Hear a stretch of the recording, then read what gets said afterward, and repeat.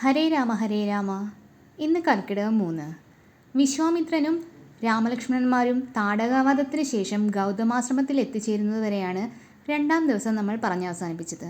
ഗൗതമാശ്രമത്തിലെത്തുന്ന ശ്രീരാമന് ആ ആശ്രമത്തിൻ്റെ ഭംഗി വല്ലാതെ ഇഷ്ടപ്പെട്ടു.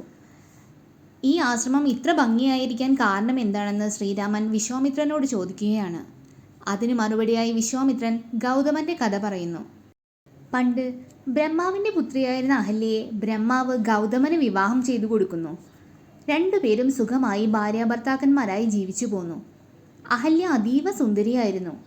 അഹല്യയുടെ സൗന്ദര്യത്തിൽ മോഹിതനായ ദേവേന്ദ്രൻ ഒരു ദിവസം ഗൗതമമുനി സന്ധ്യാവന്ദനത്തിന് പോയ നേരം നോക്കി ഗൗതമമുനിയുടെ വേഷം ധരിച്ച് അഹല്യയെ പ്രാപിക്കുന്നു. സന്ധ്യാവന്ദനം കഴിഞ്ഞ് തിരിച്ചെത്തുന്ന ഗൗതമൻ കാണുന്നത് തൻ്റെ അതേ രൂപത്തിലുള്ള ഒരാളോടൊപ്പം തൻ്റെ പത്നി അഹല്യ നിൽക്കുന്നതാണ്. ഇത് കണ്ട് കോപാകുലനായ ഗൗതമമുനി ചോദിച്ചു, ആരാണ് നീ? എൻ്റെ രൂപത്തിൽ ഇവിടെ എത്തിയിരിക്കുന്നത് ആരാണ്? സത്യം പറഞ്ഞില്ലെങ്കിൽ നിന്നെ ഞാൻ ശപിക്കുന്നതാണ്. ഇത് കേട്ട് പേടിച്ചു വിറച്ചുകൊണ്ട് ഇന്ദ്രൻ പറഞ്ഞു, ഞാൻ ഇന്ദ്രനാണ്. എൻ്റെ മൂഢത്തം കൊണ്ട് എനിക്കൊരബദ്ധം പറ്റിപ്പോയി എന്ന് ഗൗതമൻ്റെ കാലു പിടിച്ച് ഇന്ദ്രൻ പറഞ്ഞു. കോപം കൊണ്ട് ജ്വലിച്ചു നിൽക്കുന്ന ഗൗതമൻ ക്ഷമിക്കാൻ തയ്യാറായിരുന്നില്ല. മാത്രമല്ല ഇന്ദ്രനെ ശപിക്കുകയും ചെയ്തു. 1000 ജനനേന്ദ്രിയങ്ങൾ ഉള്ളവനായി തീരട്ടെ എന്നായിരുന്നു ഇന്ദ്രനെ ശപിച്ചത്. പേടിച്ചു വിറച്ചു നിന്ന അഹല്യയെ മുനി ശപിച്ചു, നീ കല്ലായി തീരട്ടെ. മഴയും മഞ്ഞും കാറ്റും എല്ലാം കൊണ്ട് ശ്രീരാമദേവനെ മനസ്സിൽ ധ്യാനിച്ച് ഇവിടെ കല്ലായി നിൽക്കുക. ത്രേതായുഗത്തിൽ വൈകുണ്ഠനാഥൻ ശ്രീരാമനായി അവതരിച്ച് അദ്ദേഹത്തിൻ്റെ പാദസ്പർശമേൽക്കുമ്പോൾ മാത്രമേ നിനക്ക് ശാപമോക്ഷം കിട്ടുകയുള്ളൂ എന്ന് പറഞ്ഞ് ഗൗതമമുനി അവിടെ നിന്ന് യാത്രയായി. ആ ഗൗതമമുനിയുടെ ആശ്രമമാണിത്.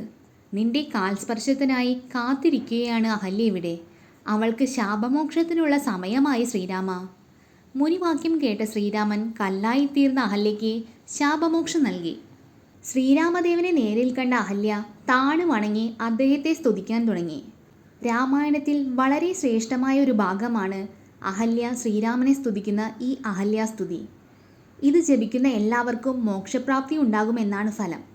പുത്രലബ്ധിക്കായാണ് പ്രാർത്ഥിക്കുന്നതെങ്കിൽ പുത്രലാഭം ഉറപ്പാണ്. മോക്ഷത്തിന് വേണ്ടിയെങ്കിൽ മോക്ഷം ലഭിക്കും.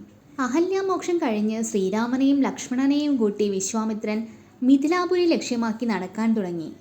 ഗംഗ കടന്ന് അവർ മിഥിലയിലെത്തി. മിഥിലാപുരിയിൽ 2 യുവാക്കളോടൊപ്പം വിശ്വാമിത്രൻ എത്തിയിട്ടുണ്ട് എന്നറിഞ്ഞ മിഥിലാധിപതിയായ ജനകൻ ആദരപൂർവ്വം അവരെ സ്വീകരിച്ചാനയിച്ചു. കുമാരന്മാരെ കണ്ട ജനകൻ ചോദിച്ചു, ആരാണ് ഈ കുമാരന്മാർ? അപ്പോൾ വിശ്വാമിത്രൻ പറഞ്ഞു, വീരനാം ദശരഥൻ്റെ പുത്രന്മാരാണിവർ.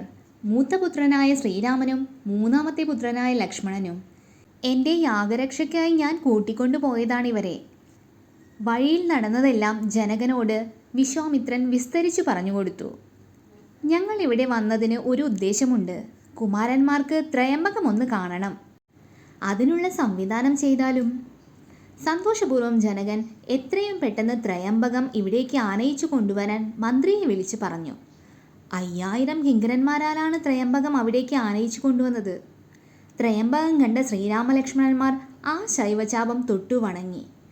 ത്രയംബകം കണ്ട ശ്രീരാമൻ വിശ്വാമിത്രനോടായി ചോദിച്ചു, ഈ വില്ലെടുത്ത് കുലയ്ക്കാമോ എനിക്ക്? മറുപടിയായി വിശ്വാമിത്രൻ ചിരിച്ചുകൊണ്ട് പറഞ്ഞു, എന്താണോ ചെയ്യാൻ കഴിയുന്നത് അത് ചെയ്തോളൂ. അതുകൊണ്ട് മംഗളം മാത്രമേ സംഭവിക്കുകയുള്ളൂ.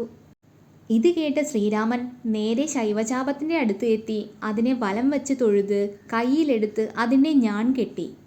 ഉടൻ തന്നെ ഇടി വെട്ടിയിടുന്ന വിധത്തിലാണ് അത് 2ആയി മുറിഞ്ഞു വീണത്. പെട്ടെന്ന് വില്ല് മുറിഞ്ഞ ഒച്ച കേട്ട് എല്ലാവരും ഞെട്ടിത്തെറിച്ചു. സീതാദേവിയാകട്ടെ മയിൽപേടയെപ്പോലെ, അതായത് മഴക്കാർ കാണുമ്പോൾ മയിൽപേട എങ്ങനെയാണോ സന്തോഷം കൊണ്ട് പീലി വിരിച്ചാടുന്നത് അതുപോലെ സന്തോഷത്തിൽ തുള്ളിച്ചാടി. ഈ ഭാഗം വളരെ മനോഹരമായാണ് രാമായണത്തിൽ വിവരിച്ചിരിക്കുന്നത്. അങ്ങനെ ആ വില്ല് ഒടിച്ചു കഴിഞ്ഞപ്പോൾ ജനകൻ വളരെ സന്തോഷവാനായി. തൻ്റെ മകൾക്കുള്ള വരനെ കണ്ടെത്തിയിരിക്കുന്നു എന്ന സന്തോഷം. ഉടൻ തന്നെ മൈഥിലി സ്വർണ്ണവർണ്ണത്തിൽ മുങ്ങി ദാസിമാർക്കും അമ്മമാർക്കും ഒപ്പം സ്വയംവര മണ്ഡപത്തിലേക്ക് ആനയിക്കപ്പെട്ടു. സീതാദേവി വരണമാല്യം ശ്രീരാമചന്ദ്രനെ അണിയിച്ചു. ജനകനും വിശ്വാമിത്രനും അവിടെ കൂടിയിരുന്നവരും എല്ലാം സന്തോഷത്തിലാണ്. തുടർന്ന് ദശരഥനെ മിഥിലയിലേക്ക് എത്തിക്കാനുള്ള ഏർപ്പാടുകൾ ചെയ്തു. ഈ മംഗളവാർത്തയറിഞ്ഞ ദശരഥൻ തൻ്റെ ഭാര്യമാരെയും മന്ത്രിമാരെയും മഹർഷിമാരെയും സകലരെയും കൂട്ടി മിഥിലാപുരിയിലേക്ക് യാത്ര തിരിച്ചു. മിഥിലാപുരിയിലെത്തിയ ദശരഥനെയും കൂട്ടരെയും ആദരപൂർവ്വം ആനയിച്ചു കൊണ്ടുവന്നു. ജനകൻ പറഞ്ഞു, എനിക്ക് 4 പെൺമക്കളാണ് കന്യാദാനം ചെയ്യാനുള്ളത്. അങ്ങേക്ക് 4 ആൺമക്കളുമുണ്ട്. എൻ്റെ 4 മക്കളെയും അങ്ങേക്ക് നൽകുവാൻ എനിക്ക് സന്തോഷമേയുള്ളൂ. അങ്ങനെ 4 പേരുടെയും വിവാഹം, അതായത് ജനകൻ്റെ മക്കളും അദ്ദേഹത്തിൻ്റെ അനുജൻ ശതാനന്ദൻ്റെ മക്കളും, അങ്ങനെ 4 പേരുടെയും വിവാഹം ഒരേ മണ്ഡപത്തിൽ നടത്താൻ നിശ്ചയിച്ചു. ശ്രീരാമദേവൻ സീതാദേവിയെയും, ലക്ഷ്മണൻ ഊർമിളയെയും, ഭരതൻ ശ്രുതകീർത്തിയെയും, ശത്രുഘ്നൻ മാണ്ഡവിയെയും വിവാഹം ചെയ്തു. അങ്ങനെ എല്ലാവരും സന്തോഷത്തോടെ ഇരിക്കുന്ന സമയത്ത് ജനകൻ തൻ്റെ മകളുടെ വൃത്താന്തം അറിയിക്കുന്നു.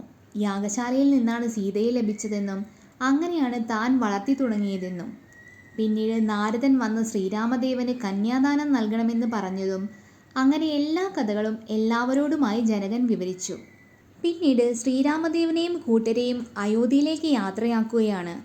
പുണ്യങ്ങളായ വസ്ത്രങ്ങളും രത്നങ്ങളും ആനയും തേരും തുടങ്ങി ഒരുപാട് സാധനങ്ങളുമായി അവരെ സന്തോഷത്തോടെ യാത്രയാക്കി. 3-ാം ദിവസത്തെ രാമായണ പാരായണത്തിൻ്റെ കഥാസാരം ഇവിടെ അവസാനിപ്പിക്കുകയാണ്. ഹരേ രാമ ഹരേ രാമ.